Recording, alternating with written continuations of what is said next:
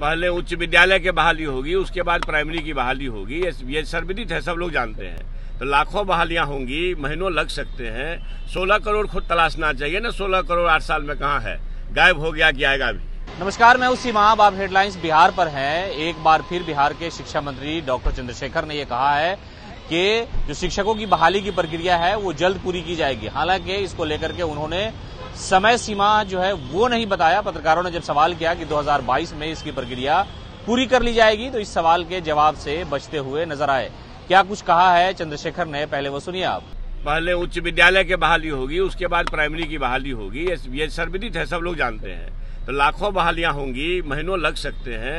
16 करोड़ खुद तलाशना चाहिए ना। 16 करोड़ 8 साल में कहाँ है, गायब हो गया कि आएगा भी। लेकिन 7वें चरण को लेकर क्या कह रहा है? सब चरण तो कहा 2022 में होगी कि नहीं बहाली?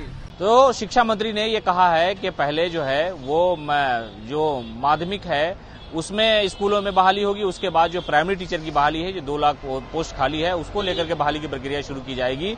और किस चरण में किस तरह की प्रक्रिया होगी, इसको लेकर के मंथन जारी है। हालांकि मुख्यमंत्री नीतीश कुमार ने शिक्षा विभाग की मीटिंग की थी, जिसमें यह कहा था कि जितने भी पद खाली है उसे जल्द से जल्द पूरा किया जाए। इसी मामले को लेकर के आज चंद्रशेखर ने मीडिया के सामने बातचीत करते हुए यह दोहरा दिया कि फिर भी जो प्रक्रिया चल रही है उस पर हम लोग काम कर रहे हैं और बहाली हर हाल में होगी। साथ ही साथ उन्होंने केंद्र सरकार को भी घेरने का प्रयास किया। उन्होंने कहा कि आप लोग हमसे सवाल करते हैं कि जो टीचरों की नियुक्ति है उसको लेकर के क्या कार्रवाई की जा रही है, विभाग कितने तरह से तैयारी कर रहा है, किस तरह से आवेदन लिए जाएंगे। तो इस पर उन्होंने केंद्र सरकार को घेरने का प्रयास किया और कहा कि आप लोग उनसे भी पूछिए, यानी जो केंद्र की सरकार है उनसे पूछा जाए कि 16 करोड़ रोजगार कहां है।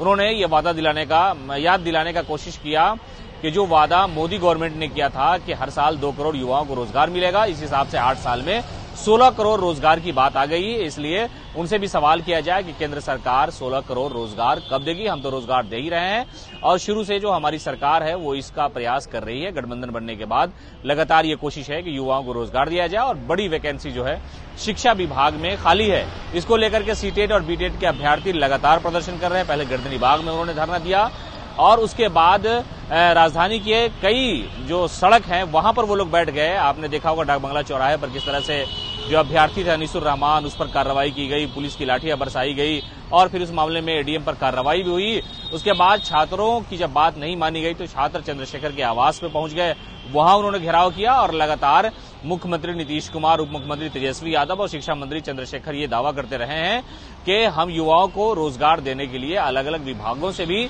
नियुक्ति जो है उसको लेकर के बातचीत चल रही है, किस तरह के कितने पोस्ट खाली हैं और वैकेंसी लगातार जारी की जा रही है। और खासतौर से शिक्षा विभाग में बड़ी वैकेंसी खाली है, बड़े पोस्ट खाली है। प्राइमरी जो शिक्षक नियुक्ति है उसको लेकर के लगातार बीजेपी भी मांग उठाती रही है कि अब तो नई सरकार बन गई है, अब सारी चीजें ठीक ठाक हो गई हैं, इसलिए इस बहाली की प्रक्रिया का जल्द से जल्द अनाउंस किया जाए। और छात्र यही मांग कर रहे हैं कि हमारी जो नियुक्ति की नियमावली बननी है उस पर आप विचार करिए और जल्द से जल्द घोषणा कीजिए। तेजस्वी यादव से भी कई बार मुलाकात की इन अभ्यर्थियों ने।